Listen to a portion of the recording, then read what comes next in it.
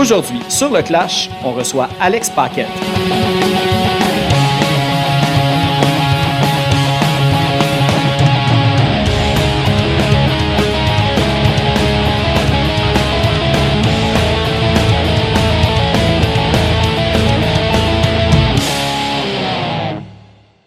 Juste avant d'aller à l'épisode, on va aller écouter une pièce du tout dernier album d'Alex qui s'appelle Reggae de Verdun.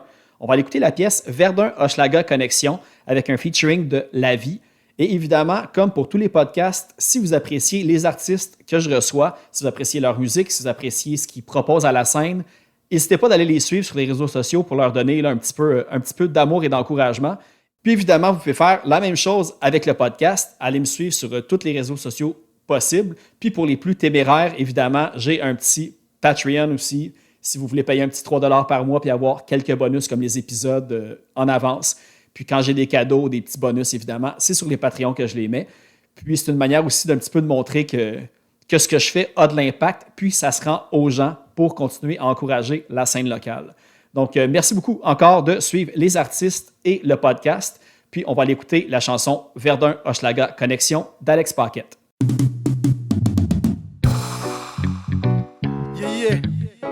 Reggae, Hochelaga, Verdun, Connexion.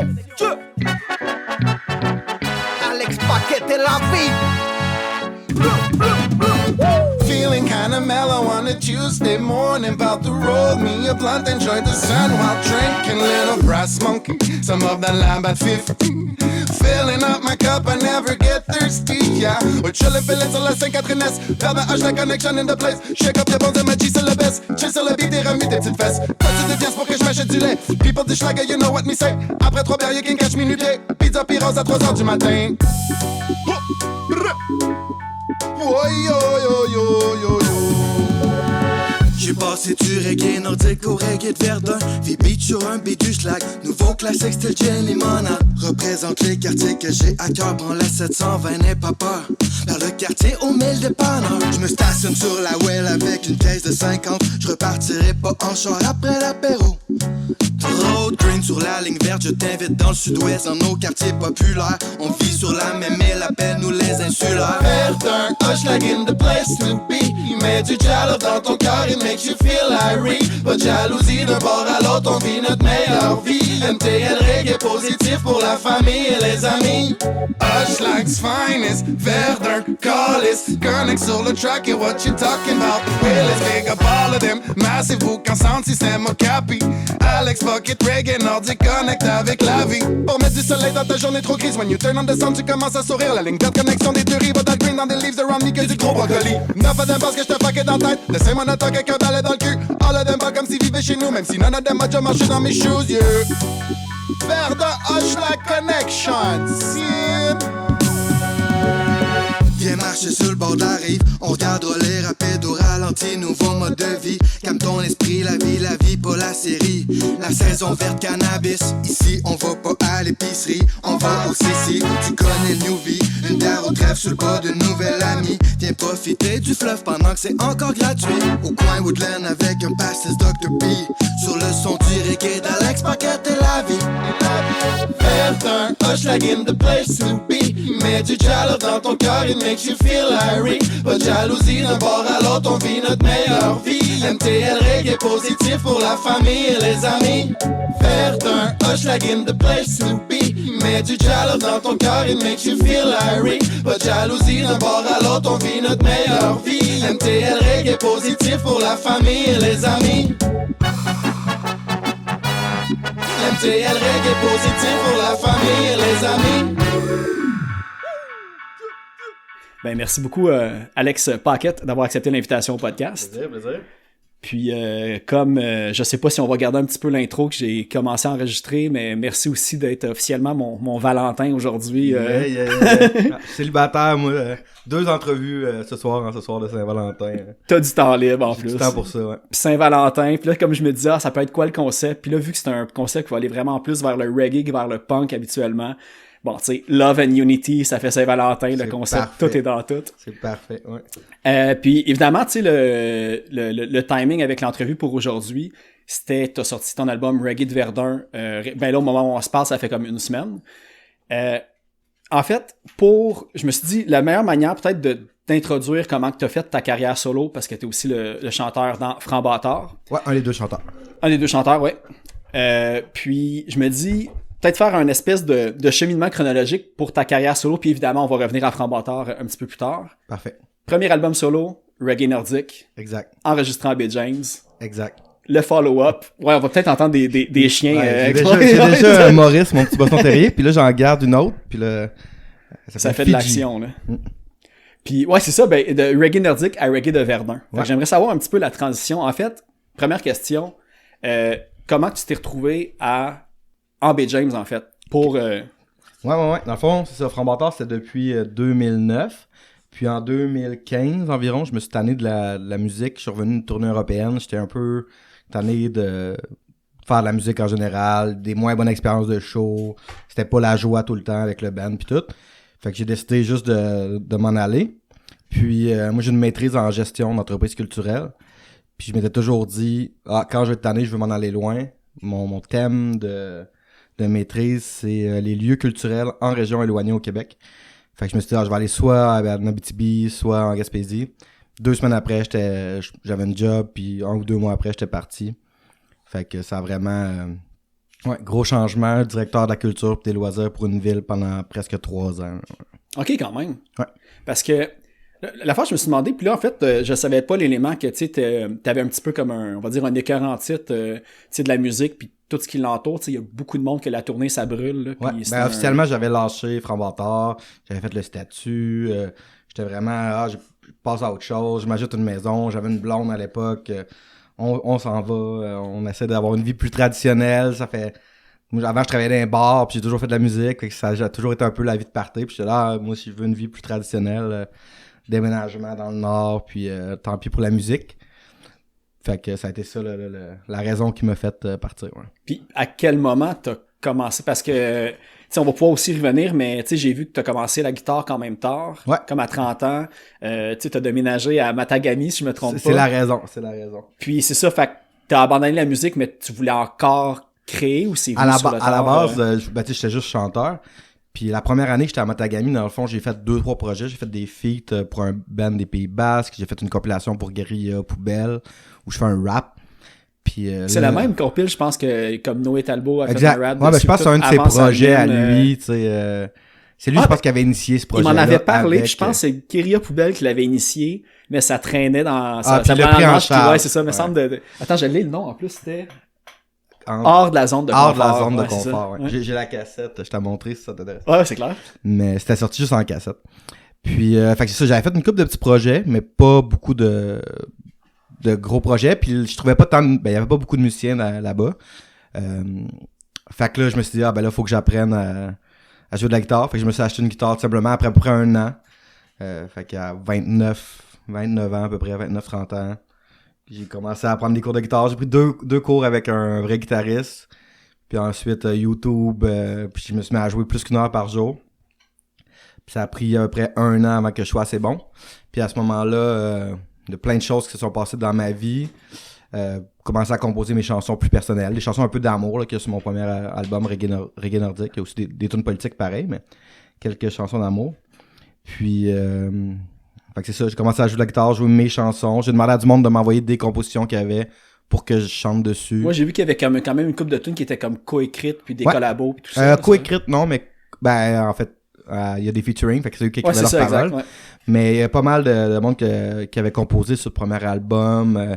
d'Ariel Levanpin avait composé une. Jérôme, l'autre chanteur de Franc Bâtard, en avait composé une.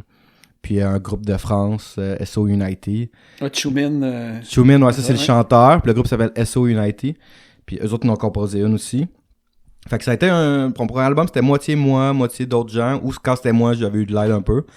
Puis c'est ça, j'ai appris à jouer de la guitare. J'ai reçu une subvention du Calque, fait que j'ai pu m'y mettre sérieusement. Puis parallèlement, il s'est passé plein de choses dans ma vie qui a fait que je suis tombé célibataire. Ça faisait presque 1 an que j'étais célibataire à Matagami. Puis que je disais, j'ai le goût de refaire de la musique. Je m'ennuyais de la vie d'avant un peu. Fait que je suis retourné en fait, je vais passer étape par étape. J'ai loué un chalet avec 2 des gars de Franc Bâtard qui m'ont aidé sur l'album. Puis finalement, on s'est rendu compte qu'on s'ennuyait des uns des autres. Il y en a un qui j'avais pas parlé depuis 2 ans. Que qu'on s'aime beaucoup, là, tu sais. Puis là, c'était comme, OK, on recommence. Fait qu'on a décidé de refaire des shows avec Franc Bâtard. Fait qu'on est reparti en tournée en Europe. Puis au début, je faisais des 7 jours, en essayant de continuer la musique. Puis à ce moment-là, mon père adoptif est tombé malade. Puis je suis devenu proche aidant. Fait que c'est moi qui l'amenais à tous ces traitements, dans le fond, dans la ville de Québec. Fait que là, je faisais comme 10 heures d'auto. Je le prenais à 2 heures d'auto. Je l'amenais à ses traitements. Ah ouais. J'ai fait ça 1 an. Puis une année, j'étais rendu que je m'endormais au volant. J'étais plus capable. Et j'ai fait, ça se peut pas, les allers-retours. Fait que mon plan, c'est de m'acheter de quoi en campagne, mais plus proche de Montréal. Okay, ouais. Puis d'avoir mon pied à terre à Montréal. Puis c'est ce plan-là que je continue à avoir depuis 2 ans. Là. Comme on peut s'en douter avec le titre du dernier album, puis présentement aussi on enregistre à Verdun. Exact. Ma terre natale, d'après moi, je suis un natif de Verdun. OK. Je dis ça juste pour le street cred, mais j'ai vécu jusqu'à l'âge de 3 mois à Verdun. Quand même. Et puis c'était sûr, si je revenais à Montréal, c'était à Verdun. J'avais habité là, dans le fond, les quelques années avant de déménager à Bay James. J'avais fait presque tous les quartiers de Montréal. Puis Verdun, avec les chiens, vous entendez. Il y a le bord de l'eau. Tu peux te sentir un peu en nature, laisser les chiens là sur le bord de l'eau, puis aller te baigner, puis tout ça. Puis il n'y a pas vraiment ça ailleurs à Montréal. Puis j'aime aussi la vibe, quartier populaire, même si de plus en plus c'est gentrifié. Ouais. J'aime beaucoup la vibe de base qu'il y avait à Verdun. J'aimais peut-être plus ça en 2012 qu'aujourd'hui, mais il y a encore plein de commerces que j'aime beaucoup, puis j'aime les gens en général. Là. Mais tout ça, mais t'es pas natif de Verdun. Toi, t'es natif d'Abitibi, si j'en ai déduit, non? Même Non, pas? de Québec. De Québec? Ok, crime. Ouais. Hey, j'étais dans le champ. Ouais, Parce que là, j'ai trouvé une couple de places où t'as habité, puis j'étais mêlé un peu. Ouais, pas mal nomade, natif de Québec, mais je suis parti à 17 ans, après un an de cégep. Finalement, j'ai changé de cégep, j'étais allé à la Bocatière. J'ai étudié en théâtre. Fait que je suis resté dans le Bas-Saint-Laurent 2 ans. Ensuite, je suis venu à Montréal 10 ans. Ensuite, 3 ans à la Baie James, puis retour à Montréal depuis 1 an et demi. Ouais. T'as touché une couple de points, justement, que j'avais des questions, mais comme avant d'oublier, là, j'ai vraiment qu'on se concentre, justement, comme sur ton album, parce que quand même, c'est important, je pense, quand il y a une sortie de le faire mousser. Puis en plus, d'ailleurs, félicitations. Moi, en tout cas, la toune, là, comme avec le featuring de La Vie, Verdun, Hochelaga Connexion, là, qui a été joué en intro, d'ailleurs. Ouais. Genre, je l'ai dans la tête tout le temps. Tu sais, c'est sur ma bucket list de prendre une 50 sur la well depuis que je l'ai entendu dans la toune. Ah ouais. Fait que pour vrai, là, ça donne goût que l'hiver finisse pas mal. Mais c'est drôle parce que cette chanson-là, en fait, c'est une chanson que je voulais collaborer avec La Vie. Mon album était déjà un peu avancé. Puis là, il m'a envoyé une couple de beats que lui avait. Puis on est parti de juste la suite d'accords que lui avait avec Adrien, le percussionniste avec qui je joue. Puis on a fait un beat avec le beat de La Vie. C'est pour ça que c'est en partie le beat de La Vie, en partie le beat d'Adrien. Puis j'ai collaboré aussi. Puis on n'avait pas de paroles. Puis juste aller m'asseoir chez eux. On a vu des Brass Monkey puis la 50. Puis là, moi, je me suis mis à écrire sur ce qu'on faisait, tu sais. Puis là, j'ai dit ça. Puis là, il a fait puis tu sais, lui, il chante bien en anglais. Puis il a fait plein de jeux de mots avec... On parle juste genre de ce qu'on fait. Puis après ça, on a rajouté chacun un peu des choses qui parlent de notre quartier. Mais à la base, on était les premières paroles, ça veut juste dire que on est en train de boire de la 50. Puis c'est juste qu'est-ce qu'on fait dans la vie. Ouais. Mais vraiment bonne en plus, là, pour vrai, là, c'est... En tout cas, le monde va l'avoir entendu avant l'entrevue de toute façon. Je pense que ça va être assez unanime. Ça donne une drive estivale. Je suis bien content. C'est une des premières fois que La Vie chantait plus en français puis en franglais. Il y a beaucoup de chansons en anglais. Puis ça, c'est un beau résultat. Là. J'espère qu'il va continuer là-dedans parce que je le trouvais vraiment bon. Mais c'est ça, j'ai fait beaucoup plus de recherches sur toi, évidemment, mais lui, était-tu dans un groupe avant? Ou, Lui, il chante d'un hommage à Bob Marley, puis il chantait dans des bands de métal. Je pourrais pas vous dire lesquels, mais des gros bands de métal.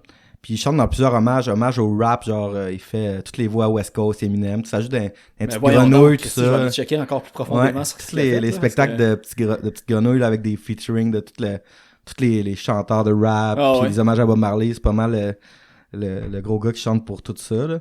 Puis, y a-tu été comme avec Cali Roots? Je sais que Cali Roots faisait un hommage à Bob Marley pendant un bout. Non, c'est pas le même. Il y a 3-4 hommages à Bob Marley qui roulent. J'ai connu La Vie comme ça. En fait, moi, j'ai fait la première partie à Rouen dans une salle de spectacle d'un hommage à Bob Marley. Tu sais, j'ai fait une première partie en duo d'Alex Paquette. Puis on a eu un coup de cœur. Puis il dit mais non, mais moi, je fais mes propres tunes aussi. Tout ça. Puis il m'a fait écouter. Puis je fais maintenant, on va collaborer. Puis finalement, fait 1 an après s'avoir rencontré, on sortait notre tune ensemble. Mais il y a une méchante voix, là. Moi, je veux que ce gars-là, il réussisse. Des fois, tu t'es impressionné du monde qui ont tellement de talent puis sont un peu moins connus, mais en tout cas, je pense que dans une couple d'années, tout le monde va savoir c'est qui La Vie plus que c'est qui Alex Paquette. Là. Ah, mais ben, tu sais, il y a vraiment une bonne drive en plus. Puis tu sais, juste le fait que, là, tu me dises qu'il a été dans des bands métal. Ouais. C'est-à-dire que, tu sais, je vais comme quand même miser sur... je suis pas mal optimiste que les gens de différentes scènes sont ouverts à d'autres musiques quand t'es musicien. Fait que tu sais, s'il y a quand même un nom en métal, ben le monde du métal va être curieux de savoir qu'est-ce qu'il fait. Puis pour vrai, tu sais, genre, tu me dis ça, puis je suis... Genre, je l'aurais jamais pensé, tu sais, parce que... C'est à cause du Rockfest, en fait. Le Rockfest avait besoin d'un hommage à Bob Marley. Puis lui, il avait déjà plein de bands hommages, puis il jouait, je pense, avec ses bands de métal au Rockfest. Okay. Je vais pas dire n'importe quoi, mais il avait besoin d'un hommage à Bob Marley, puis il a monté ça avec ses amis pour le Rockfest. Ils ont joué au Rockfest, puis ça a bien marché, fait qu'il l'a gardé. Depuis tu sais, la gang, justement, de métalleux qui ont plein de bands hommages. Exact, là. exact. Asti, comment que ça s'appelle? Je sais que... Il y en a un là-dedans que je sais que c'était le guitariste de Bukkake. Exact. Je sais pas si il lui y a un a été hommage dans genre Bukkake. à genre Limp Bizkit, C'est ça, hommage c'est ça. à Il est Korn, dans hommage tout à ça, Slipknot puis tout ça. Là. Je sais pas dans quelle la vie est, là, mais il est dans... Ah ouais, crime, dans j'avais l'affaire dans le pensé. même, ouais. Fait que c'est des musiciens de talent, puis lui, il fait il rappe bien aussi, là, on le voit... Tu fais des cas de faire des hommages au rap, ouais. Ah, c'est c'est sûr que clair, ça apparaît dans ta musique quand tu tes compositions. Il s'en fâche pas, mettons, quand il va vite. Non, ça c'est impressionnant. Hein. J'essaie d'apprendre ses paroles pour quand je joue pis qu'il est pas là, la majorité du temps en fait. Là. Puis j'ai encore de la misère à pogner son flow. Hey, mais ça, mais toi tu disais que t'avais commencé à 22 ans. Ouais, exact. Je suis curieux, parce que tu sais, Frambatteur, ça fait 8-9 ans environ. 2009, fait qu'on est plus à 13 ans. Encore plus. Ouais. C'est-tu là que t'as commencé à chanter? Ouais, exact. Ok. Ouais. J'avais essayé des bands. Moi, je suis un hardcore kid, tu sais, puis je viens de la scène punk rock, hardcore à Québec, puis j'avais déjà essayé d'avoir des bands, mais tu sais qu'après 2-3 pratiques, ça marchait pas. Oh, ou ouais. que finalement, tu te ramasses à jouer avec des metalheads qui aiment pas le hardcore, puis ça fait un drôle de mélange. Finalement, tu fais, c'est pas mon truc. Fait que j'avais un peu abandonné, mais tu sais, je faisais du théâtre, puis j'étais acteur un peu en cinéma quand j'étais arrivé à Montréal. Puis je faisais un bac en cinéma. Puis c'est ça, on a parti un band avec 5 gars qui faisaient un bac en cinéma. Pour le fun, on louait un local une fois par semaine, puis on jammait. J'avais essayé de jouer de la bass pendant 3 mois. Puis on essayait des chanteurs, puis on trouvait pas de chanteurs qu'on trouvait bons. Fait qu'en fond, le bassiste qui était moi, puis le guitariste, on s'est mis à chanter les deux. Mais moi, j'avais jamais joué de bass de ma vie. Fait que, comme j'ai dit, je veux juste chanter parce que je suis pas capable de faire les deux, tu sais. Fait que j'ai jamais retouché à ma bass. Je l'ai encore, elle est là. Ouais. Mais j'ai joué de la bass 3 mois dans ma vie. C'était comme le Didi Ramone du ouais. band. Mais non, pas mal tout le monde était... le drummer avait jamais joué. C'était juste Cadet, l'autre chanteur de Frambatteur, qui jouait de la guitare. Puis que, dans le fond, on était du monde qui l'accompagnait, mais pour le fun. Puis on essayait d'essayer du vrai monde. Puis ça a commencé vraiment pour le fun. Puis ça a pris presque 2 ans avant qu'on fasse un show. Parce qu'un acteur sur un set de plateau de tournage avait un band de rock. Puis il me dit, hey, tu veux faire une première partie? Puis j'ai dit au band, hey, on a une première partie. Puis là, il était là, hey, on n'est pas prêt, on a 2 tonnes et demie. J'ai dit, on va en faire à 4. Ouais, c'est ça. Puis on l'a fait. Puis après ça, rendu à 200 shows plus tard. Là. T'as dit rock, puis il a commencé à grogner. C'est son. Je pense qu'elle s'est vue dans le miroir. Ah oui, c'est ça. Puis, ben, tu sais, tu disais qu'au début, vous avez fait des shows, puis tout. J'ai vu que vous avez participé à Emergenza. Exact, ouais, on s'est même rendu en finale. OK. Ah, ça, ben, c'est parce que ça me fait. À chaque fois que je vois que quelqu'un est à la Emergenza, faut que je leur demande c'était quoi leur expérience, parce que nous autres, on l'avait fait aussi dans le temps. OK. Puis on s'est rendu en finale aussi, mais peut-être en 2010, peut-être. OK. Mais tu sais, c'était le vote du public, fait que tu pouvais vendre un billet 20$ à ta tante, puis elle allait venir voter pour toi. C'est comme ça qu'on a gagné. Mais ça a été une super bonne expérience parce qu'on était un band à ce moment-là qui avait fait moins de 20 shows. Puis on est arrivé là, puis on a quand même toujours eu beaucoup de public. Frambatteur encore aujourd'hui. Déjà, on est beaucoup dans le band, puis on est du monde social, fait qu'on a beaucoup d'amis qui viennent dans nos shows. Fait que n'importe où on joue au Québec, presque c'est sold out, dans les bars, là, pas dans les grosses salles de spectacle. Mais on est allé en Abitibi pour la première fois, l'autre fois, c'était sold out parce qu'on a juste notre entourage, plus on est rendu avec des gens qui nous suivent un peu, tu sais.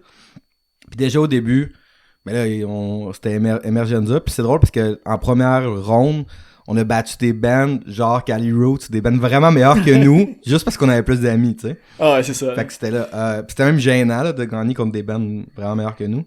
Mais ça nous a permis de jouer au Club Soda, à l'Olympia. Ok, moi, la demi-finale, c'était Medley, puis finale, c'était Club Soda. Là, je pense que c'était Olympia, Club Soda ou vice-versa. Ouais. Mais tu sais, de jouer dans des grosses salles avec des gars qui checkent tes retours, alors que, tu sais, là, je commence à avoir ça après 10 ans, mais on n'a pas eu ça pendant longtemps avant puis après. Fait que c'était une belle expérience, puis ça a fait qu'on a tellement pratiqué qu'on est devenu vraiment bon. Puis à ce moment-là, on avait encore beaucoup de musiciens qui étaient nouveaux, pas professionnels. Puis ça les a fait tellement pratiquer qu'ils étaient rendus sur scène, qu'ils connaissaient leur tune puis tout ça. sais, aujourd'hui, tout le monde dans le band a des bacs en musique, fait que c'est plus pantoute la vibe Mais c'est ça qu'on que je me avait, demandais. là, tu sais. Parce que, tu sais, tu t'as dit au début, disons, les 5 membres originaux, vous étudiez en cinéma, ou vous étiez une couple là-dedans qui étudie Tout en cinéma. ouais. Mais aujourd'hui, il reste juste toi, puis c'est Jérôme, je pense, je me trompe pas. Cadet, Jérôme. Puis là, aujourd'hui, tu sais, t'es avec du monde, au lieu d'être bac en cinéma, c'est du monde qui a comme des bacs en musique et Exact. tout. Des profs de musique. Puis, Moi, j'ai vu là-dedans, je pense, tromboniste pour comme Marco Cagliari, Exact. des trucs comme ça. Exact. Toi, puis Jérôme, de votre côté, comment que la transition, parce que les deux, vous êtes plus en cinéma, de ce que je comprends. Non, exact. Ben, moi, j'ai travaillé là-dedans 4 ans. Lui, un petit peu moins, mais il avait essayé d'étudier un peu, je pense, en musique. Il a fait pas mal d'affaires. Il travaille en travailleur de scène, là, il monte des scènes, puis tout ça. Fait que, c'est comme la vie aussi, ils font ça. Là. Fait que il est entouré quand même de pas mal d'artistes. Mais moi, j'ai travaillé en cinéma un bon moment. Puis ce qui est arrivé, c'est que justement, Franck Walter, une année, ça s'est mis à marcher. Puis j'ai fait comme, ça se mélangeait mal, parce que quand tu travailles sur les films, tu travailles 3 semaines, 4 semaines, 12 heures par jour. Là, ouais. Puis là, on se faisait offrir des shows, puis je disais non. Puis je me suis T'en rendu as compte que ça comme me 8 faisait en plus arrière chier qui de faire t'attendent, des... là, fait Ouais, que, exact. ouais. Ça me faisait plus chier de perdre un show que de perdre une chose. Fait que j'ai juste arrêté de prendre des contrats en cinéma. Puis je me suis toujours dit, je vais en refaire plus tard. Finalement, la musique, c'est rendu que je fais ça à temps plein. Il y a eu la transition entre-temps. Mais par contre, j'aime bien ça m'impliquer dans mes live sessions, dans mes vidéoclips. Puis c'est plein de monde avec qui j'ai fait mon bac qui font toujours mes affaires. Fait que même si je fais une petite vidéo pas important, une librairie qui est juste pour le fun là, de faire un live session beau, tu sais, ben c'est tout du monde qui ont des bacs en cinéma puis qui travaillent en cinéma qui les font. Fait que je suis quand même bien entouré. Là. Mais puis même les vidéoclips, à quel point tu participes dedans, ça je me demandais, parce qu'il y a ceux que tu as fait, j'imagine c'était tourné dans le coin de Matagami, il y avait des shots de drone puis tout, assez de qualité. Là, fait que... exact. Ce vidéoclip-là, mais en fait, la région m'a aidé pour les shots de drone. C'est ça, le reste... 4, là, c'est ALQ. Non, le 4, c'était pour l'album. Okay. Mais là, c'était la région Nord du Québec, Bay James, que eux, en fait, il y avait un vidéo promotionnel à faire pour la chose. Fait qu'ils m'ont fait des shots en même temps de drone. Fait que j'en ai de partout à Bay James.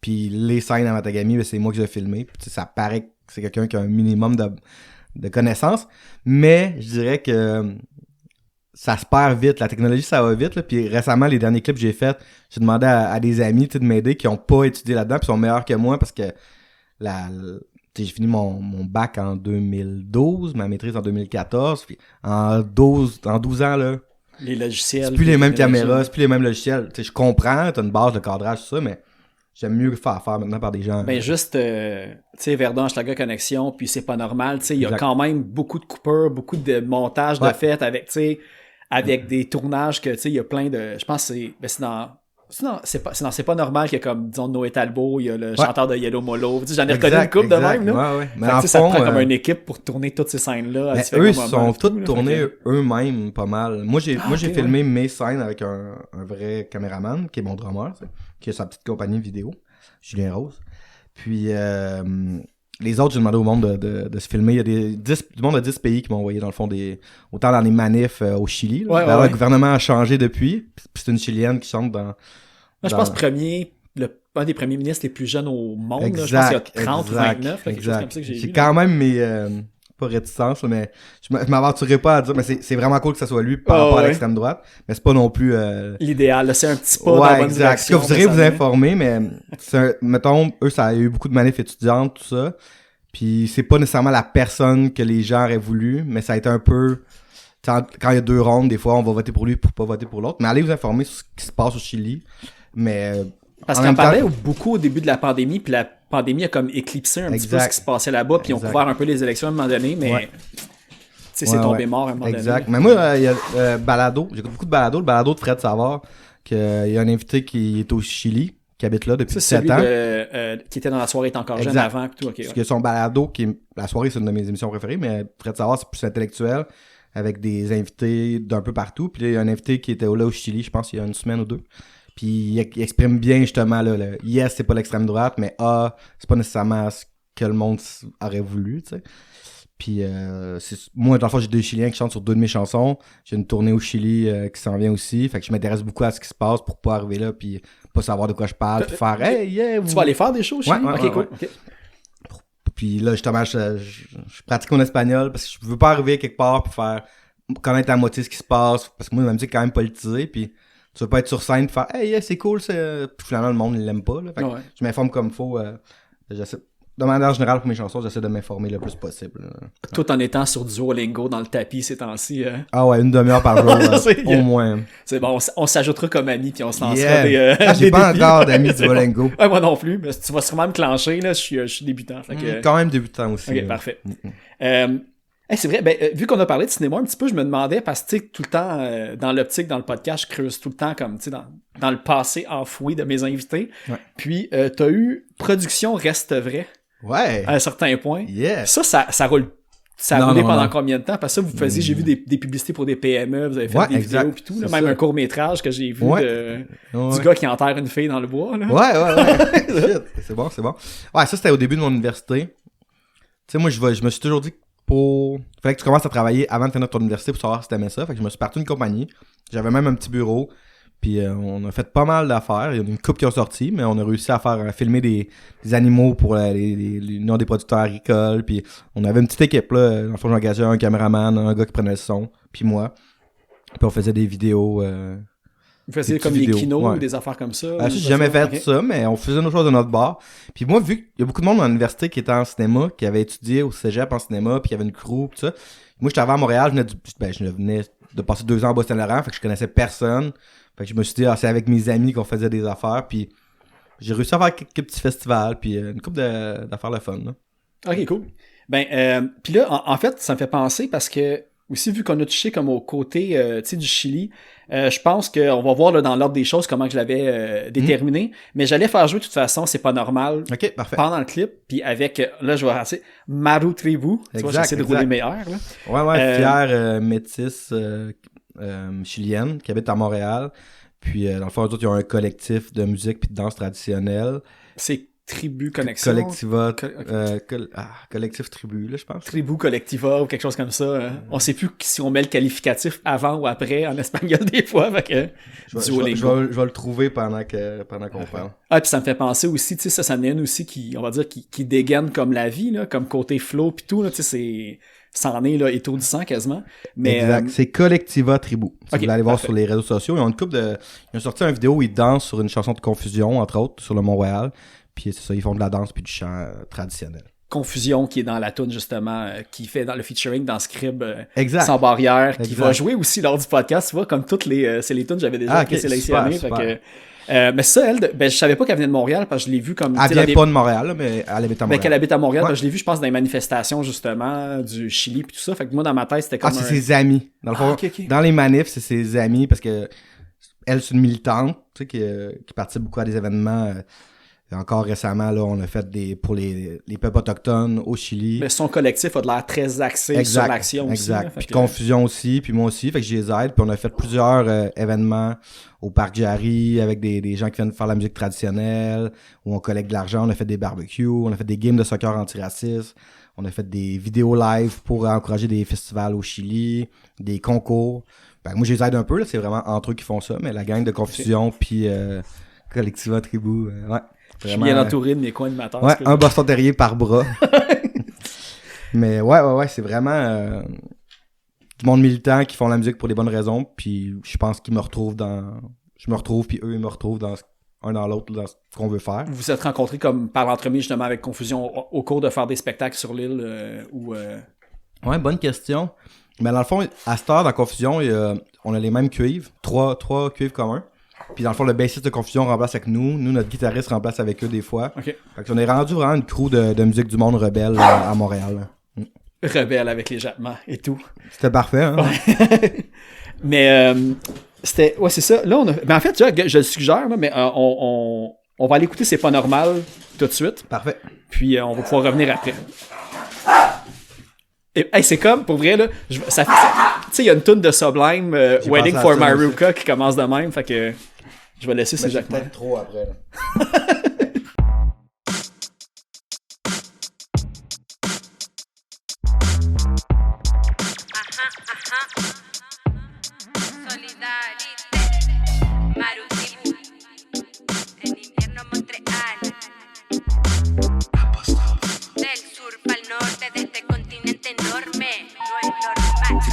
C'est pas normal, c'est pas normal, c'est pas normal, c'est pas normal, c'est pas normal, c'est pas normal, c'est pas normal, c'est pas normal,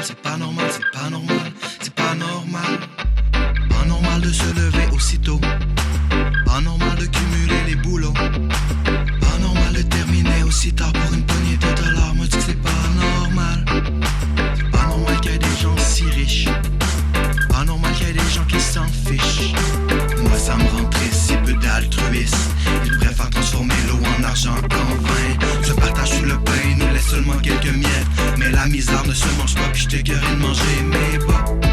Puis j'étais écœuré de manger mes bas. Por eso nos hemos cansado y hemos decidido salir a la calle. Para que nos vean, nos encapuchamos abajo las autoridades. Lo comunitario los ha reemplazado políticos innecesarios. Estamos bien firmes, somos más que antes, ni burócratas ni empresarios.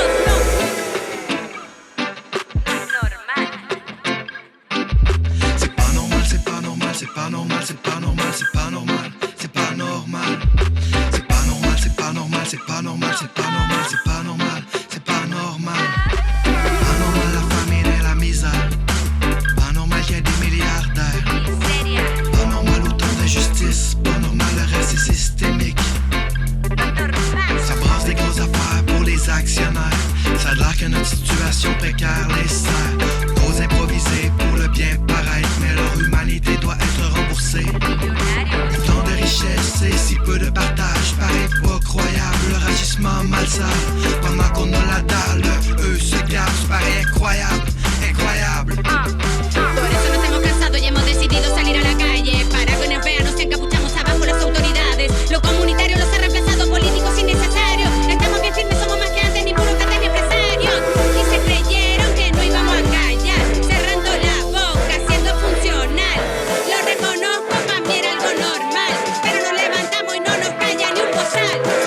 C'est pas normal, c'est pas normal, c'est pas normal, c'est pas normal, c'est pas normal.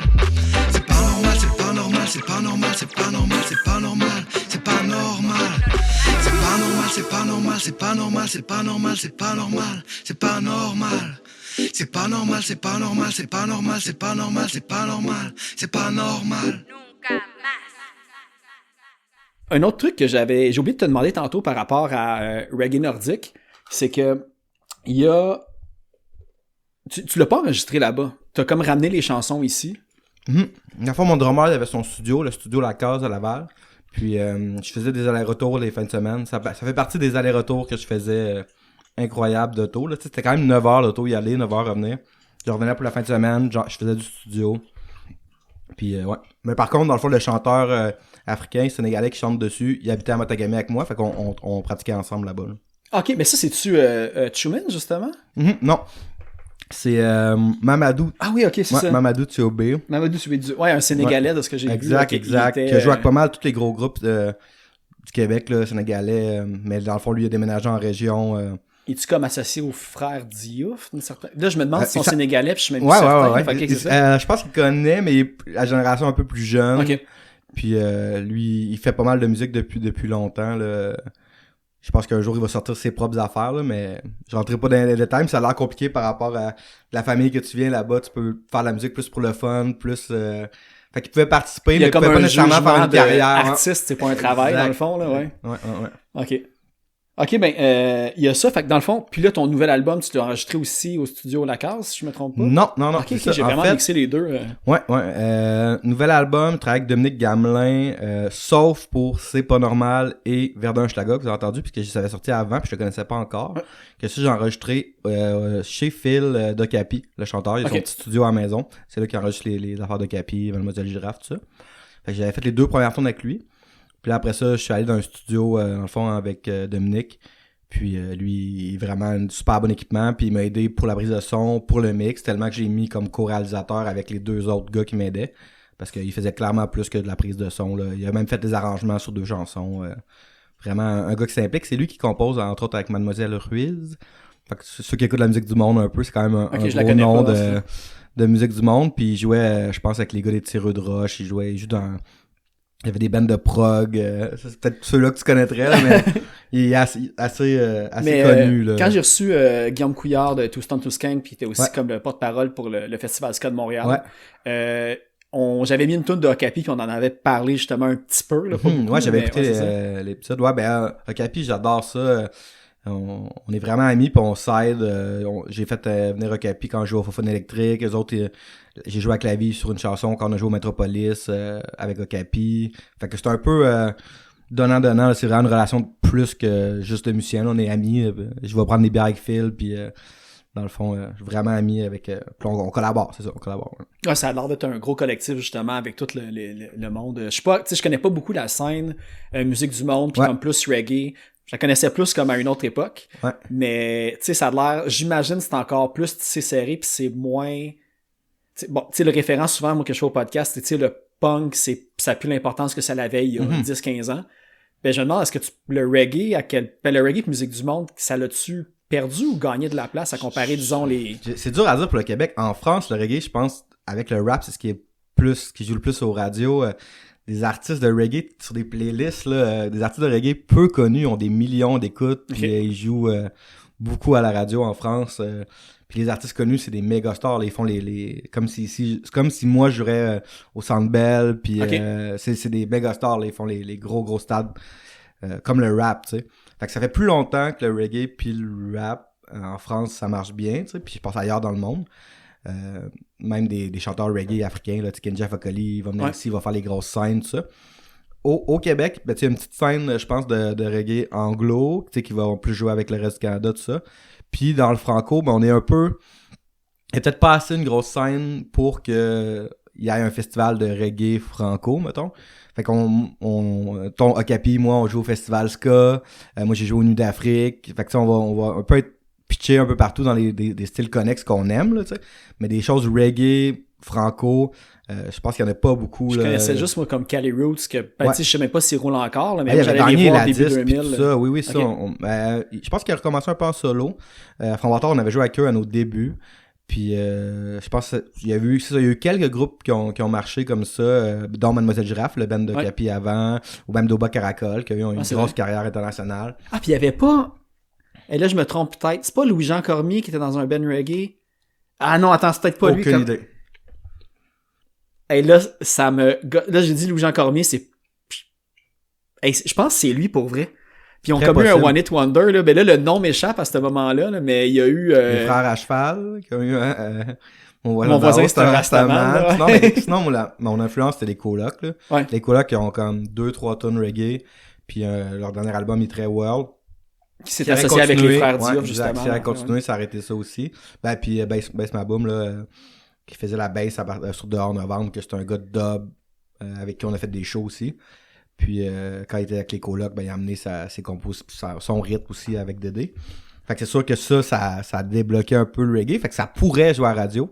Mais je pense que les radios commerciales pis tout ça sont un peu réticentes. Ouais. Mais pourtant, nos salles sont quand même bien remplies. Mettons Framboiteur, puis moi, je fais des 50 shows par année.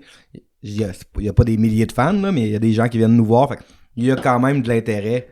Mais en plus, il y a une réticence. Je sais pas pourquoi des radios... C'est qui? Je me sais plus qui m'a expliqué ça. Je texte trop de monde dans la vie qui ont rapport à la musique. Des fois, je me mélange, là. Mais là, je sais qu'en ce moment, les radios sont hyper conservatrices. Mm-hmm. Parce qu'il y a beaucoup de commanditaires qui ont retiré leur publicité à cause du COVID. Tu sais, les temps sont plus durs et tout ça. Fait que là, je sais qu'en plus, depuis 2 ans, c'est encore plus difficile percer en tant que band plus indépendant. Ils jouent 10% de musique québécoise, puis ils mettent les Cowboys Fringants, puis d'autres bons groupes québécois, ben il reste plus de place pour exactement, émergents, parce qu'ils jouent principalement les hits des années 80, 90 ou 70. Ah ouais. Ceux qui écoutent encore de la génération de ceux qui écoutent encore la radio au lieu de... Ouais, c'est à double tranchant parce que ça va pas faire qu'on va les écouter plus. Parce que moi, justement, je kippe à la radio, je pour voir qu'est-ce qu'ils jouent, par intérêt. Tu tombes sur des pubs. Puis je tombe sur des pubs ou la musique que je connais toutes les tunes. Puis même dans la musique alternative, tu sais, tantôt tu nommais Yellow Molo, ou moi j'étais gérant de Capitaine Révolte. Puis c'est encore les tunes qu'ils ont faites il y a 20 ans qui jouent. Puis ou Vilain Pingouin, pareil.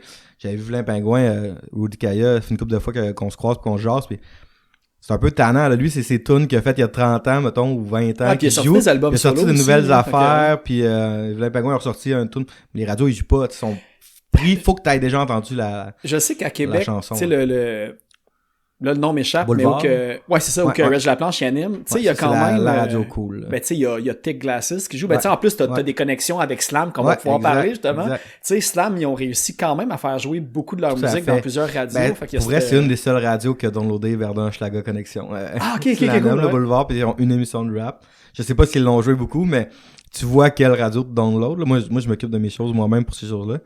Puis eux, ils l'ont downloadé. Là. Fait que on pouvait faire une demande spéciale. Fait qu'il y a quelques radios week-end. C'est-tu elle, Schlager Verdun Connexion, qui a comme 76 000 Non, c'est pas normal. C'est pas normal, ok, c'est ça. C'est la première que j'ai sortie. Puis j'ai été mis dans le top 50 du reggae français sur Spotify. Fait que j'étais sur une playlist justement avec comme Dana Kill qui a 20 millions d'écoutes par tune. Puis j'avais checké pour le fun c'était top 40 je pense ou top 50. Puis j'avais checké dans les 40 les autres artistes. Puis tout le monde avait 1 million de followers. Moi j'ai 100 abonnés, par mois. Ouais. Là. Moi j'en ai 100, 200. Fait que là pendant un bout j'avais 8000 écouteurs par mois. Tu sais, ce qui est plus que ben des artistes connus au Québec, là, que souvent, ceux regarde que je suis, moi, ils ont le moins de 1000 dans leur playlist. Mais même les connus, là, tu sais, auditeurs mensuels, là, ben, je parle pas de Fouki, là, mais du monde, des bands connus que j'écoute, 4000, moi, j'étais rendu à 8000, là, j'étais là comme, ah, wow, ça. Puis il m'est arrivé une anecdote le fun, j'étais allé jouer à Kamouraska l'été passé, puis il y a un gars qui arrive à mon show, tu sais. Puis il fait « Hey, c'est malade, j'écoutais une playlist de reggae français, puis t'étais dessus avec tout son là. Je suis venu à ton show à cause de ça. » Puis là, j'étais là comme « Oh shit, ça fait vraiment une différence. » Tu sais, j'avais, 5000 auditeurs de Paris, mettons, puis du reste de la France, un petit peu... parce que t'as quand même un peu de contact aussi là-bas, tu sais, d'un petit réseau. Ben, même plus qu'un petit réseau, là, je pourrais dire. Pas pire, mais mieux que certains, mais moins que d'autres. Là.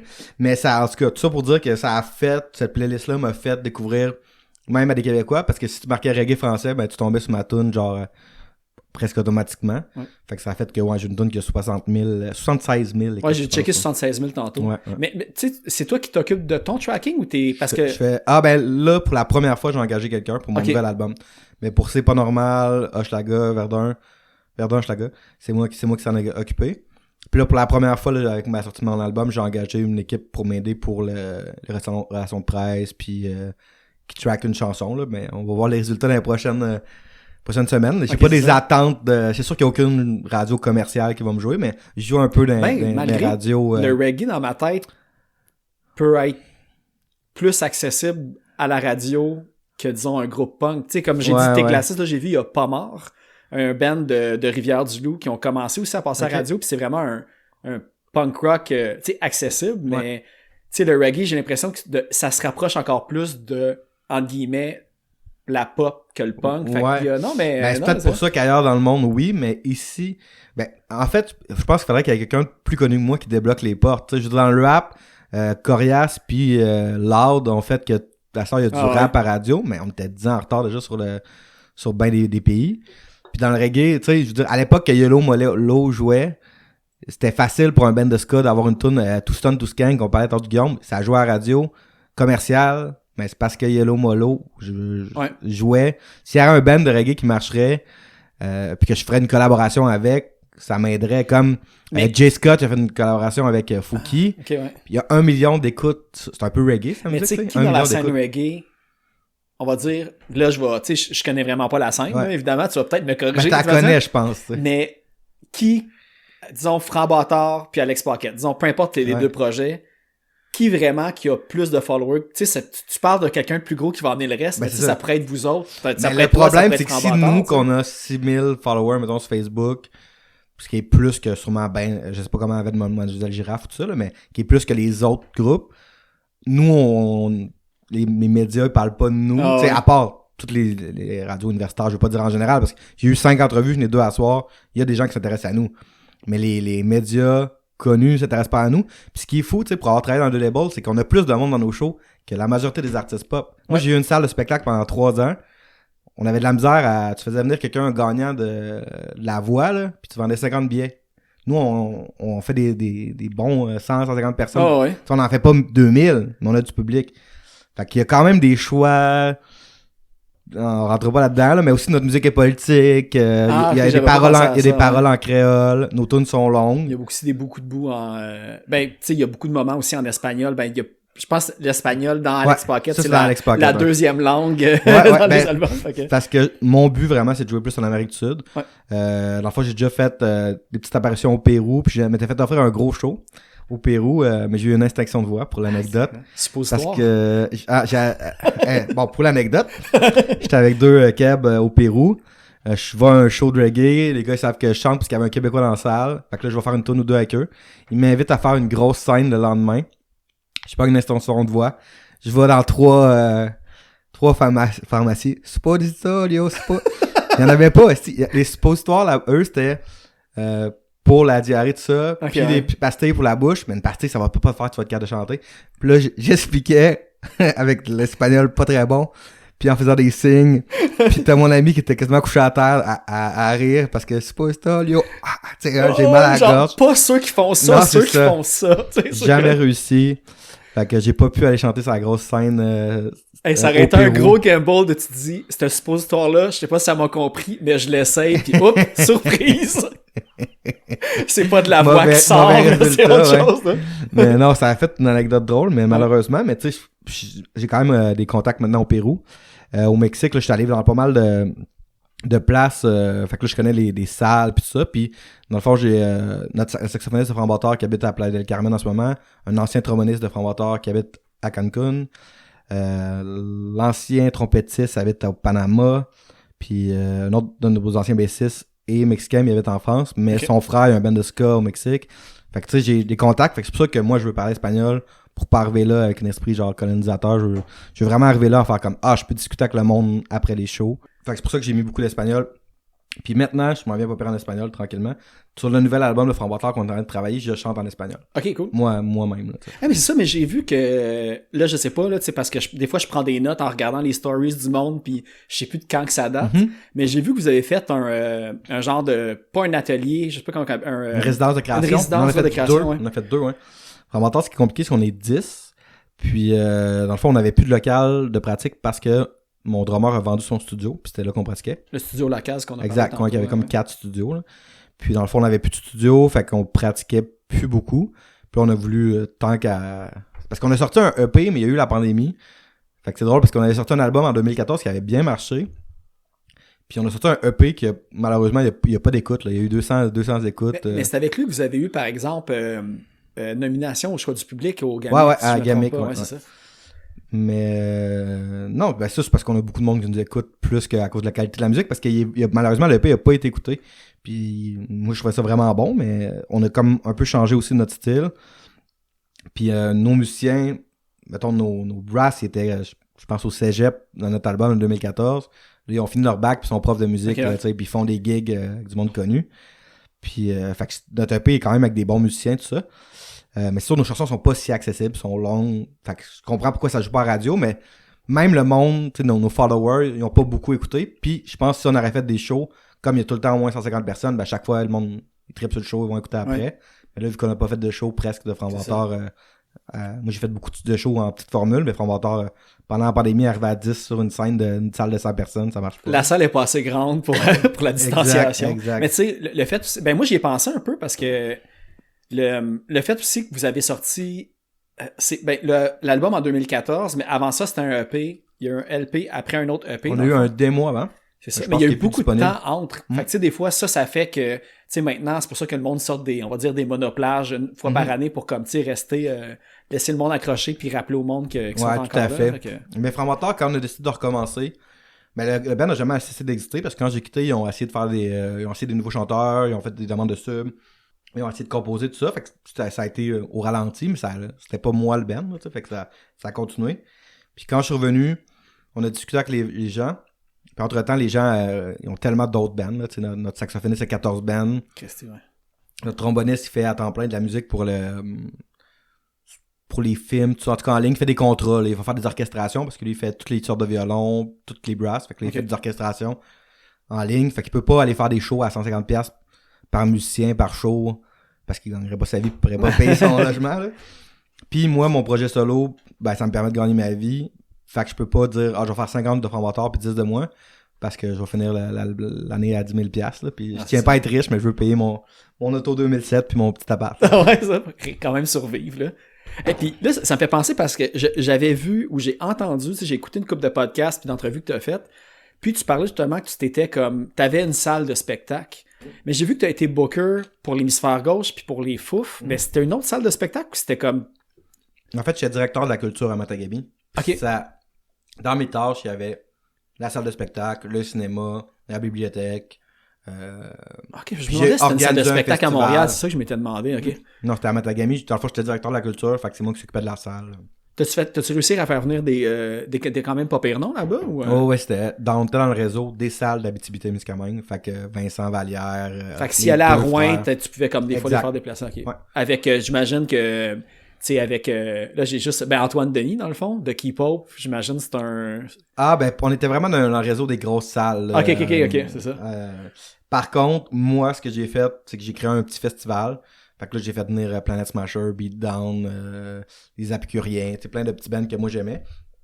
Ben, pas si petits que ça, on entend, Planet Smasher, mais pour la Bay James, eux, ils connaissent il va y avoir un petit public pour ça, mais en même temps, c'est plus la musique connue, parce que malheureusement, la radio en région, ils vont jouer les trucs connus. Les radios FM qui se rendent jusqu'à là-bas. Puis je faisais venir des premières parties. C'est ça que j'ai fait, Captain Revolt, je les ai fait venir en première partie. Fait que ça a permis au monde là-bas de découvrir des artistes qu'ils n'auraient jamais vus. Quand les Épicuriens sont venus, il n'y avait jamais eu de show, je pense, depuis des années avec des brasses, tu sais. Puis il y avait un band avec comme 4 brasses, puis que là, le monde a capoté. Puis sinon, justement, avec Antoine de Keep Hope, Noé Talbot, je l'avais fait venir, mais j'ai fait faire des ateliers dans les écoles, puis j'ai fait faire un 5 à 7, puis fait que j'ai réussi à collaborer aussi pour la musique alternative. Là. Ouais, mais t'as dit, ça me fait penser, tu t'as dit Captain Revolt, t'as dit Noé Talbot, puis la première fois que moi puis toi on s'est parlé, c'était au lancement de Noé Talbot avec Franck Cousteau. Exact. Parce qu'aussi, un des trucs que tu fais pour gagner ta vie, c'est que tu gères des artistes, dont les 3 qu'on vient de nommer. Tu sais, gérant, je sais pas à quel point... Non, ça, je suis pas gérant, puis il y en a juste 2, en fait, que je m'occupe. Je m'occupe du booking. Je fais une journée par semaine pour Slam Disc, puis c'est Noé Talbot et Franck Cousteau. Okay. Puis en fait, c'est parce que c'est pas que par ça, j'adore leur musique, mais c'est des amis. Puis comme, je pense que la Slam voulait avoir un booker à l'externe qui s'occupe d'eux vraiment beaucoup, parce que c'est deux produits qu'ils ont à cœur. Puis, tu sais, je pense qu'il y a beaucoup d'employés chez Slam, mais là, ils voulaient vraiment quelqu'un qui se spécialise dans le booking. Puis moi, c'est mon ami, fait que c'était sûr que j'allais dire oui de faire ça. Puis en même temps, mes bands, moi, sont chez Slam, mais seulement en production de spectacle. Ok, c'est ça. Donc, c'est pas eux qui s'occupent de mes albums ou choses là, mais ils s'occupent de mes contrats pour les spectacles, des ventes de subventions. Ceux qui sont sur Hell for Breakfast, disons, c'est pas nécessairement la distribution. C'est pas 360, ça va être juste de la distribution ou juste du booking ou juste... Okay. Moi, je suis en production de spectacle, mettons. Okay. Tu sais, justement, de production de spectacle, on a dit que tu bookais pour... t'as booké pendant un bout, pour l'hémisphère gauche, pour les Fouf. On avait comme une compagnie, c'était Virginie qui avait starté ça, c'était la Showbox. La Showbox, ouais. Ok. Ça existe encore? Je crois pas. Là, elle a fait de la musique encore. Les Honey Bitches, puis Fur Honey Bitches qui ont sorti l'album posthume, puis Steve and Jeannie. Exact. Ouais. Puis dans le fond, moi, dans le cadre de ma maîtrise, j'avais aidé un band de Stom qui s'appelait Bikaza. Ah, je connais pas. C'était un band qui faisait des tunes de Ninja Turtles puis de Nintendo 64. En tout cas, je les avais envoyés en Europe. Puis elle m'avait aidé, Virginie. Fait que j'avais fait ça comme un cours genre international à la maîtrise. Puis finalement, Virginie s'est mis à me donner des petits contrats. J'ai envoyé une couple de shows pour mon oncle Serge en Europe, une couple de shows pour tel artiste. Puis finalement, Virginie a dit bon, tant qu'à ça, tu veux-tu être comme collaborateur avec moi? Puis on s'est mis les deux dans le champ en tant que la Showbox. Puis dans le fond, on avait le booking de l'hémisphère gauche. Puis moi, je produisais des shows par moi-même aussi au Fofone électrique. Là. OK. Puis ça, c'est-tu arrivé quand tu étais déjà pas mal impliqué, disons, avec Franck Bâtard ou tout? Exact, ouais. Ça, c'est en 2000. J'ai commencé ma maîtrise en 2012. Puis Franck Bâtard, 2012, on avait peut-être 20 shows. C'était quand même au début. Là. Okay. Peut-être 2013, la Showbox. Là, ou deux. Ah, ça, j'ai vu que ta maîtrise, par exemple... t'avais eu comme mention honorable ou tu sais comme haute distinction, je sais pas. C'était quoi ton projet que t'avais fait pour te donner ça? C'était des notes. C'est juste parce que j'ai eu plus que A de moyenne. Okay. Fait que un passionné. J'ai eu des mentions d'excellence. Mais pour vrai, je suis quand même bon à l'école sans mettre peut-être autant d'efforts que d'autres. Là. Puis c'est sûr que quand t'étudies dans ton domaine, moi au secondaire, j'étais pas full bon à l'école. Puis rendu dans le fond sur l'art 4-5, on s'est mis à avoir des cours de théâtre, des cours de géographie touristique, tout ça, puis je me suis mis à avoir genre 90% de moyenne, puis ça a jamais lâché, mais comme quoi, quand tu fais pas juste des cours de français, puis je suis encore pas très bon en français, je suis encore vraiment pas en maths, puis j'ai une maîtrise en management, tu sais. Mais je suis bon dans toute la connaissance générale, puis comme, c'est de l'intérêt, là. C'est de la passion des documentaires, puis des podcasts tout le temps, au lieu d'écouter... des choses moins pertinentes. Non. Mais t'avais-tu voulu à un certain point, comme tu t'en allais, j'imagine, pour devenir acteur? Quand tu disais tantôt au cégep, t'étudiais en théâtre. Je l'ai fait, là. J'étais un peu acteur, je fais des petites tournées de théâtre. J'ai joué dans des petits films ou des petites séries. Je faisais la figuration. Genre dans Watatata, tu te tenais à côté d'une case ou quelque chose comme ça. Tu sais, la toune des Kawaii fringants qui dit, tu sais, faire de la radio, la figuration dans le téléroman, ça c'était moi. Là. Genre, je faisais la radio étudiante. Je faisais de la figuration de téléromans, puis je faisais mes auditions pour les grosses écoles. Pour ceux qui écoutent les autres podcasts aussi, tu sais, Maxime Gervais de Décider des Raies puis des Picbois, C'est ça qui fait aussi beaucoup. Là, celui, ben, tu sais, Ok. Claude Crest, Ouais, là. ouais. Bon, ben, lui, c'est de même aussi qui explique Ok. qu'il faisait ça tout le temps de la figuration. Ouais, là. ouais. Fait que- Mais tu sais, t'es payé pas pire, puis tu rencontres du monde, puis comme je disais, le premier show de Framboitard, c'est parce que je faisais une figuration pour une pub de l'Institut de... tu sais, qu'ils font pour les restaurants, là, l'Institut de restaurants de Montréal. L'Institut de restauration. Il y a toujours Ouais, des pubs de ça, là, de l'Institut d'hôtellerie, là, en tout cas. Ok, ok. Puis l'autre figurant devant moi, fallait faire semblant de parler, mais finalement, il était là, ah, j'ai un groupe de rock, tu pourrais faire ma première partie. Puis en fond, on s'est mis à jammer dans son local de building. Puis finalement, nos 4 premiers shows, c'était avec eux, je pense, ou Ok, 3 ok. premiers shows là, à l'Alizé. Non, l'Alizé, je pense. Ouais, la 10 sur mon ça existe encore, ça aussi? Ça a changé de nom, mais... Ok, c'est ça. Ben, Emergenza, le nombre de fois que j'ai joué là, justement. C'était à l'Alizé? Ah oui? Oh, ouais, souvent. C'est ça, une affaire que je voulais te poser parce que t'en as glissé un mot tantôt. Puis aussi, je suis tombé sur des photos, tu sais, que j'ai même fait sur mon pad, j'ai écrit Madball avec une petite camisole à côté. Mon band préféré. Ouais, c'est ça. Puis tu sais, j'ai vu comme, tu sais, le Agnostic Front, puis tout, Ouais. que tu trippais là-dessus. Puis là, je me suis toujours demandé, puis j'ai rien trouvé sur le fait, t'as-tu déjà eu des bands avant là-dessus ou qu'est-ce qui est devenu là, Alex Pocket, peut-être qu'il voulait se partir un band hardcore puis il est tombé dans le reggae finalement. Exact. Ben, dans le fond, j'avais essayé un peu, genre, adolescent. Puis après ça, ben, j'habitais en région, fait que, mettons, il y avait peut-être pas nécessairement assez d'hardcore kids pour partir un band. Puis quand j'étais à Montréal, ben, je connaissais pas tant de gens. Fait que je me suis un peu intégré dans d'autres scènes. Mais j'ai déjà essayé 2-3 fois d'avoir des bands, mais finalement, ça a pas... même récemment, là, j'ai essayé, mais ça a jamais donné le résultat que je donnais. Puis par rapport à où je suis rendu, que genre, je fais de la musique à temps plein, j'ai peut-être pas le temps de m'investir d'un band pour le fun. Tu sais, tantôt, j'ai pas parlé de ça, mais à Matagami, j'avais un band qu'on faisait des covers. C'est comme, j'ai appris à jouer de la guitare aussi comme ça. Que j'étais guitariste, je chantais des fois l'autre chantait. Fait que je me suis acheté une guitare, puis j'avais jamais fait ça de ma vie. Dans mon sous-sol, j'avais une maison, les amplis dans le piton, le drum dans le sol, puis on jouait Rage Against the Machine, Ok. puis toute de la pop metal que j'aimais, tu sais. Mais comme n'importe quel Ouais. ado apprend à jouer de la guitare, mais Mais toi, à tu l'as 30 fait comme ans, en décalé. avec ouais, des c'est gars ça. de 40 ans, tu sais, qui faisaient du hockey puis du soccer, ben on jammait.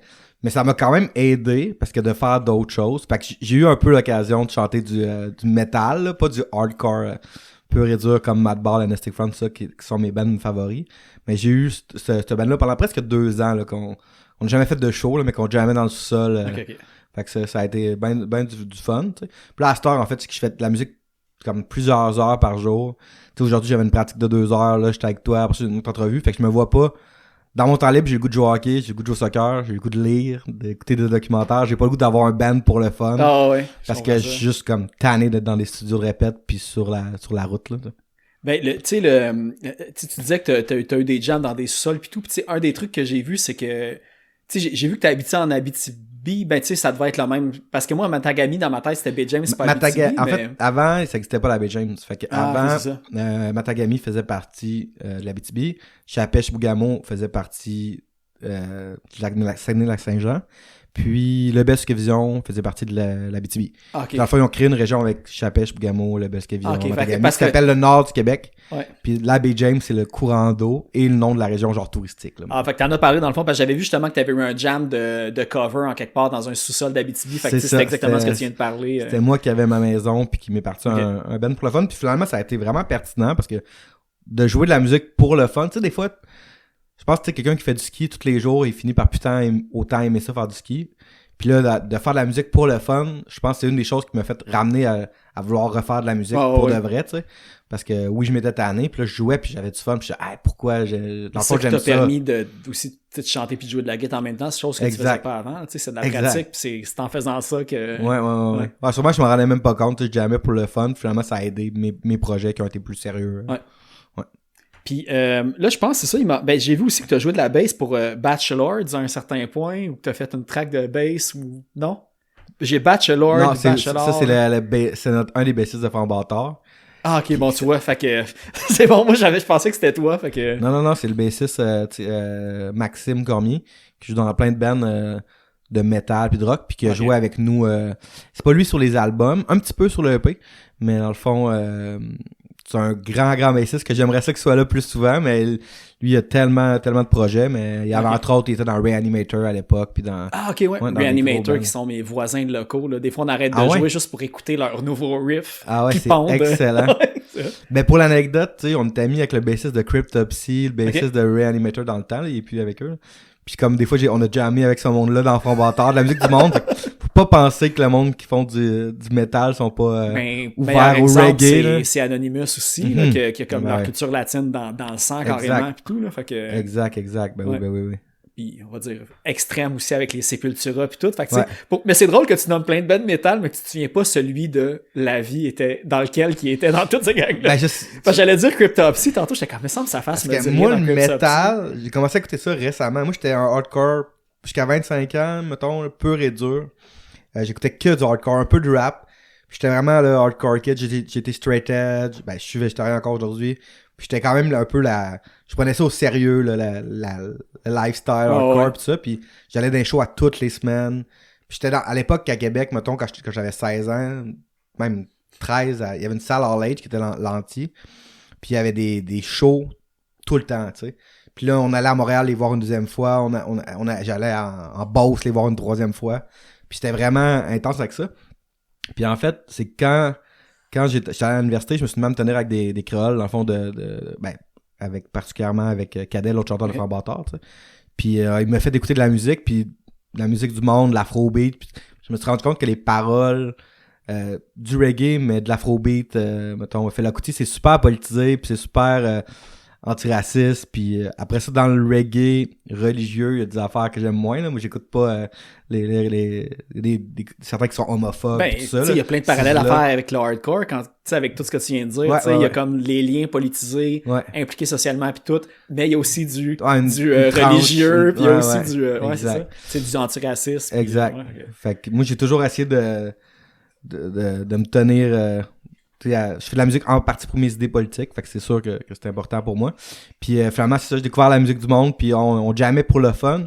Puis quand on jammait, au début, c'est pour ça que notre chant est un peu rap, parce qu'on n'est pas des chanteurs, puis moi j'avais quand même une attitude un peu punk rock, tu sais. C'est pour ça qu'au début, on jouait avec des bands de rock puis de punk, puis on a joué dans des festivals de punk, on a joué dans des squats en Europe, avec des punks, parce que vu que c'est politisé, ben... À Montréal, on joue au Catacombes tout le temps, là, des festivals révolutionnaires, tout ça, parce que vu que nos paroles étaient politisées, même si notre musique était différente, ben, il y a une connexion qui se fait. Ouais. Puis d'ailleurs, ça fait penser, là, mais j'ai vu que vous allez être aussi sur la compilation pour venir en aide au Trackside. Ouais, on est dessus, exact. C'est drôle, ça. On est sur la compilation pour venir en aide au Trackside. On est sur une compilation pour venir en aide aux Mapuche autochtones au Chili. Puis on était sa compilation des coups de cœur des Nuits d'Afrique, tu sais. Fait on touche quand même un public large, là, tu sais. Je te dis, ça va être vous autres, le band, qui va amener le reggae au radio. Check ben. Faites-en une politique subtile que le monde ne cachera pas que c'est de ça que vous parlez. Mais Front Bâtard, on travaille du nouveau stock.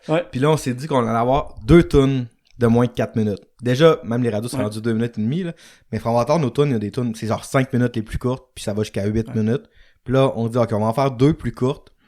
Est-ce que le monde va embarquer? Je sais pas, mais on va le faire. Là. On est rendu à 35 ans, on va faire une tonne de 3 minutes. Avez-vous des dates de sortie ou des affaires de prévues? Si t'as des choses à plugger, justement, pour... Front Bâtard, on est vraiment en création. On a 2 nouvelles tunes qu'on va commencer peut-être à essayer en show. Puis on a fait 2 résidences de création où on a composé. Fait qu'on a 7-8 tunes en chantier. OK. Mais à notre rythme, à gang qu'on est... pas avant l'automne qu'on va enregistrer un nouvel album là. Un des trucs que, tu sais, pour finir, en fait, j'en avais parlé tantôt, je voulais mettre Scribs sans frontières, qui a le featuring de Confusion qu'on a mentionné tantôt. Scribs sans barrière. C'est quoi j'ai dit? Scribs sans frontières. Ah, mais c'est tellement drôle, c'est tellement drôle parce que j'ai failli l'appeler Scribs sans frontières parce que c'est une reprise en partie cette tune-là. Ben c'est ça, j'ai vu de Scarbone 14. Qui s'appelle Scribs sans barrière, puis je voulais l'appeler Scribs sans frontières parce que j'ai rajouté des textes en espagnol dessus, puis j'ai changé les accords, fait que c'est une adaptation. Ouais. Dans le fond, Scarbone, ils fêtent leurs 20 ans, puis on demandait à des groupes de partout dans le monde de faire une C'est un groupe de Belgique. Ouais, exact. Qui est comme le Planet Smasher, mettons, de Belgique, mais plus politique un peu. Puis ils ont demandé à des groupes de partout dans le monde, dans le fond, de faire une chanson de 2. Puis un Front Bâtard en a fait une, puis moi j'en ai fait une. Mais je voulais mettre sur mon album. C'est mon chemin. Que vous avez fait, sur mon chemin. Ouais. Sur mon chemin. On l'a fait en live. J'écris mal sur mes notes. On l'a fait en live session en ajoutant une partie de musique traditionnelle réunionnaise ou de l'île Maurice, je suis plus sûr. De l'île Maurice, je pense. un ternaire Sega.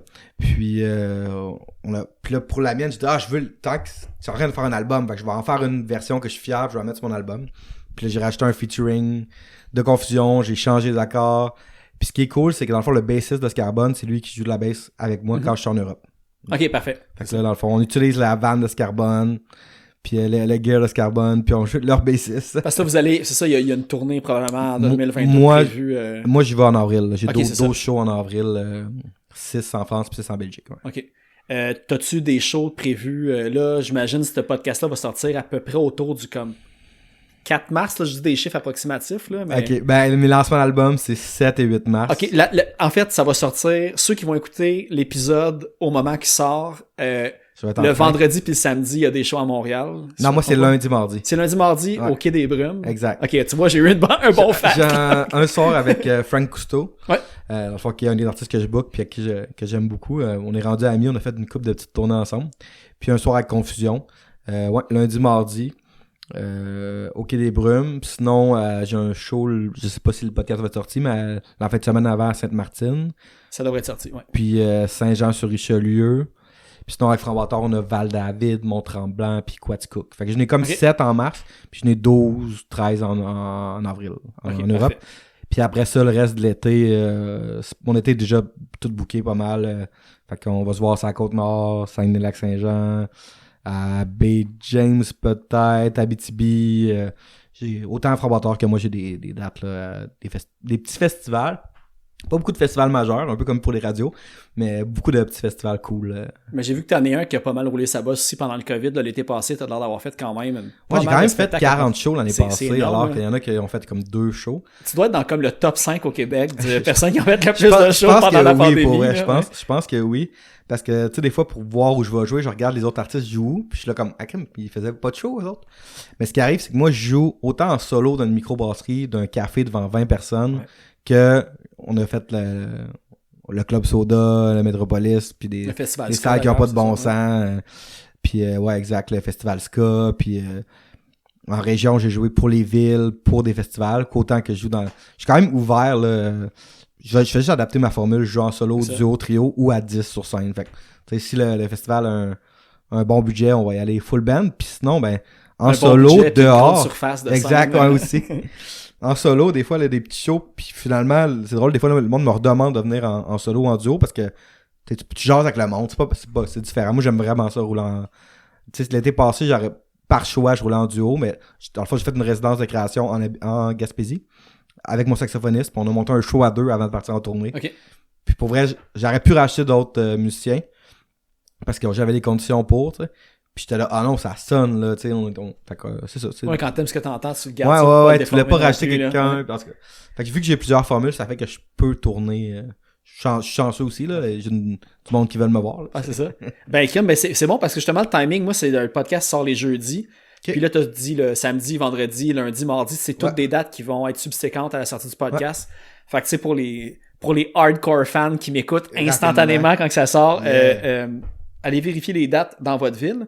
Puis, depuis que j'ai reçu No Waves, une autre approche que j'ai, c'est que, tu sais, le monde essaie depuis comme une couple de mois, même depuis un an, je sais pas exactement, j'essaie tout le temps de plugger la suggestion du blog Les Insoumises pour comme avoir comme une plus grande, tu sais, variété d'artistes, parce qu'évidemment, même là, je pense depuis le début de l'année, j'ai juste reçu des bands de gars où mes invités c'était des gars puis il y avait des filles dans le band, bref. Tu sais, fait que j'essaye le plus possible de faire mon effort pour comme donner une espèce de, tu sais, de vitrine à plus de bands possible.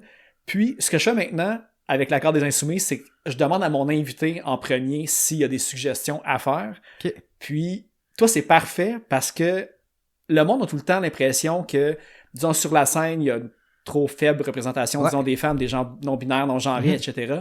Mais on pense tout le temps comme à une chanteuse, ou tu sais, un chanteur et tout. Mais dans ton cas, ben, je sais pas si tu vas en parler, en fait, qu'est-ce que tu m'as répondu quand je t'ai posé la question. Ah, ben, dans le fond, dans Framboiteur, on a 2 musiciennes. Une trompettiste puis une saxophoniste.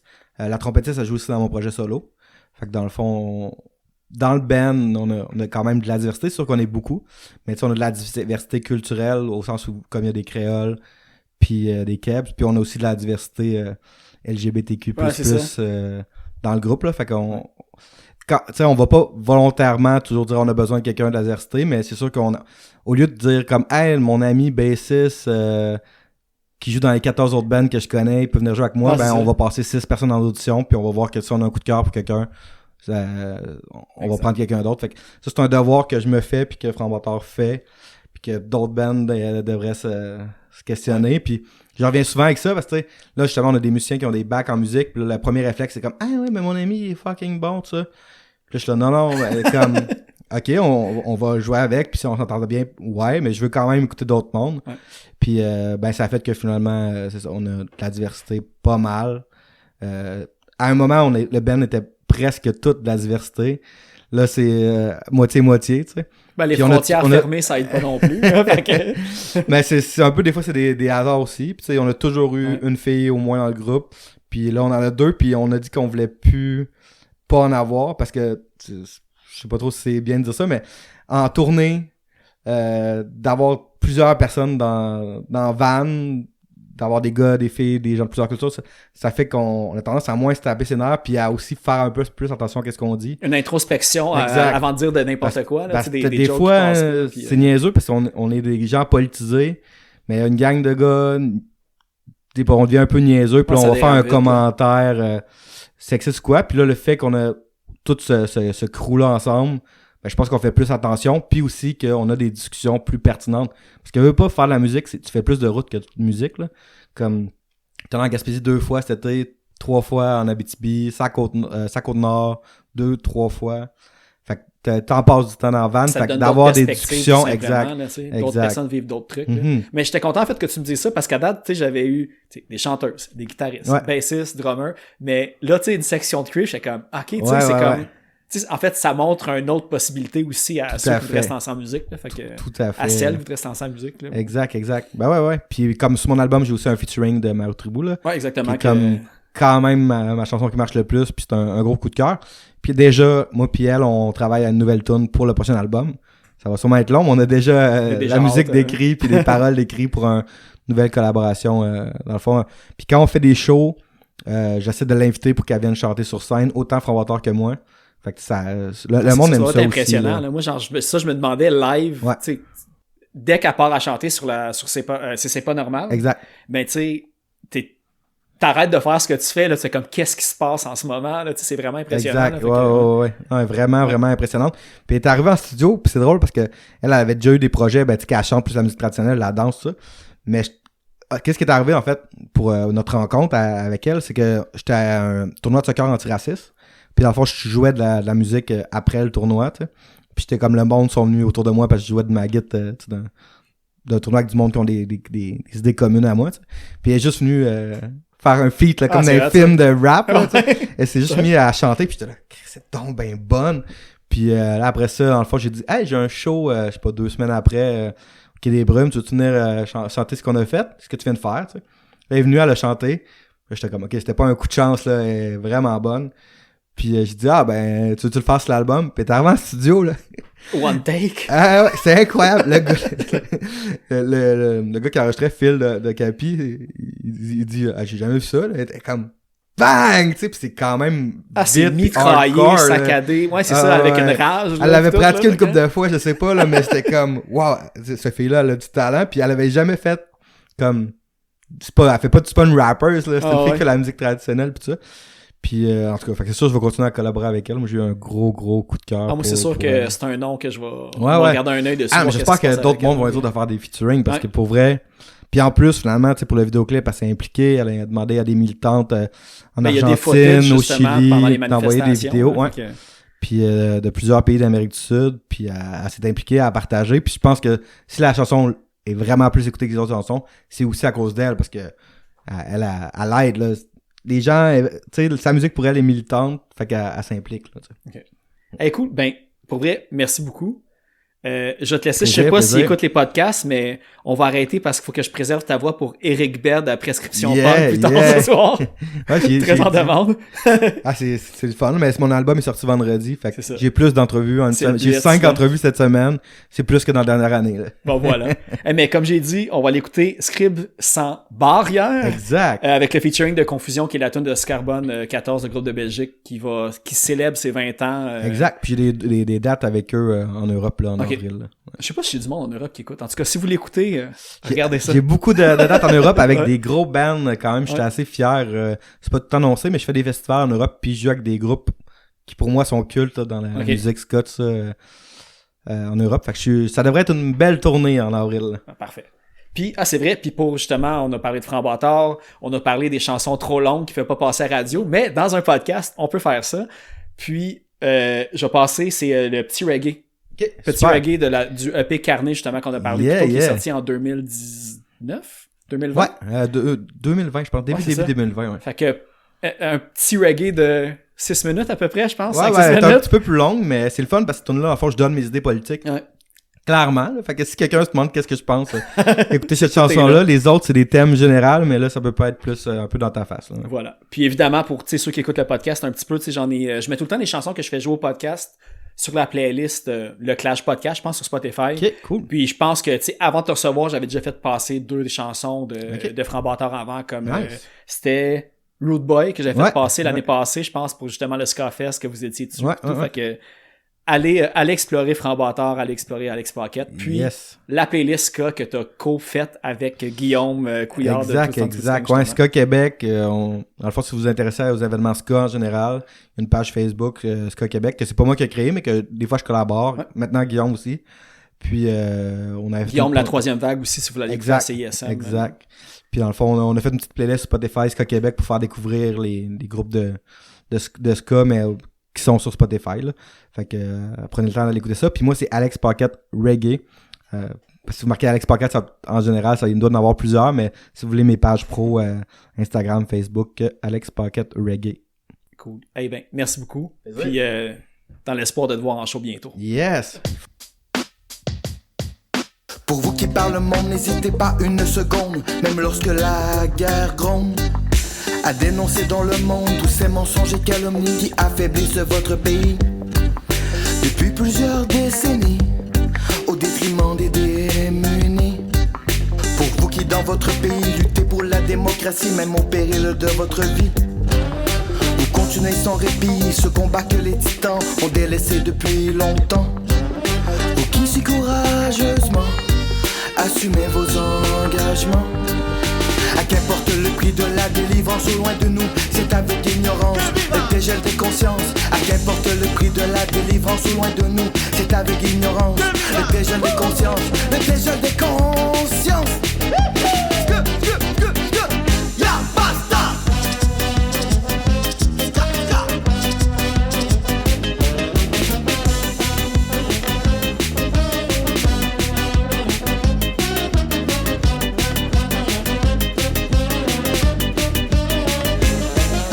Pour vous qui depuis des années êtes privés de liberté, Faubourg essaie de briser cette incroyable volonté qui vous anime depuis longtemps et qui grandit avec le temps. Vous n'aurez à aucun moment le choix de votre dénouement. Pour vous qui passez votre temps à pourchasser ces trafiquants pour qu'ils ne vendent plus aux enfants leur peau de pouvoir délirant, nous vous rendons hommage. Vous serez à travers les âges parmi tous ces personnages les plus braves et les plus sages. À qu'importe le prix de la délivrance, au loin de nous, c'est aveugle ignorance le dégel des consciences. À qu'importe le prix de la délivrance, au loin de nous, c'est aveugle ignorance le dégel des consciences, le dégel des consciences. Aguante la conciencia. Ya basta.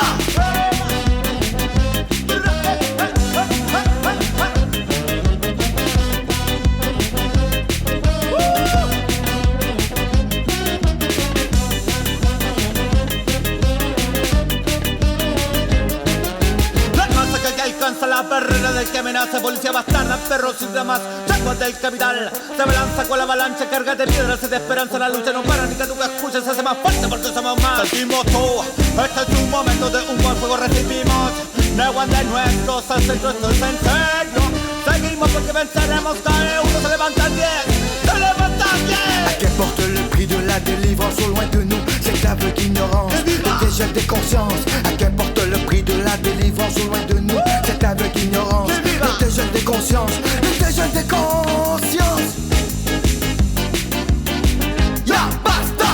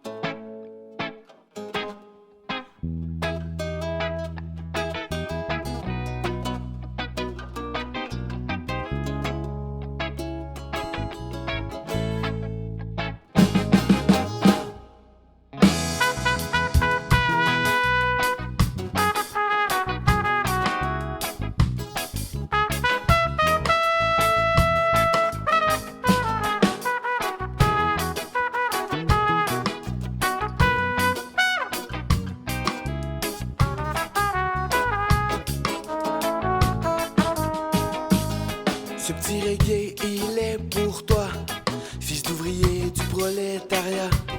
Ce petit reggae pour les enseignantes qui se battent pour de meilleures conditions. Ce petit reggae pour les étudiants qui se battent contre ce système d'oppression. Ce petit reggae pour les agriculteurs qui produisent de façon responsable. Et puis les banques, elles profitent bien, s'enrichissent sur le dos de leurs prochains. Ce petit reggae, il est pour toi. Et je te dédie ce petit ska. Et puis ce ska est pour l'égalité. Quand t'es de noblesse, j'en ai rien à branler. Viens prendre ta place à nos côtés. Unissons-nous contre l'austérité. Pour politique, nous n'y croyons pas. La nuit est jeune pour les enfants du ska. Alors continuons le combat. La la la la la la la la la.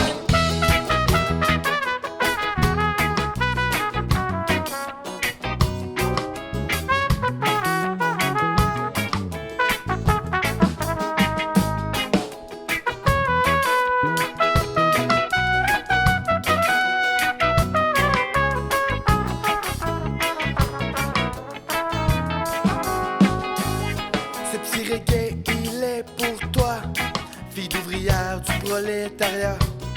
Ce petit reggae est antiraciste, tes préjugés garde-les pour toi. Ce petit reggae contre l'homophobie, ton orientation ne regarde que toi. Ce petit reggae est pro-féministe, ce masculinisme c'est bien car à toi.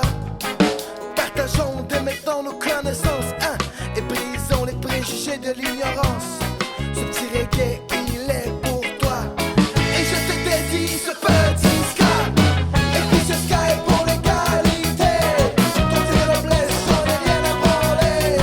Viens prendre ta place à nos côtés. Unissons-nous contre l'austérité. Pour politique, nous n'y croyons pas. La nuit est jeune pour les enfants du ska. Alors continuons le combat. La la la la la la la la.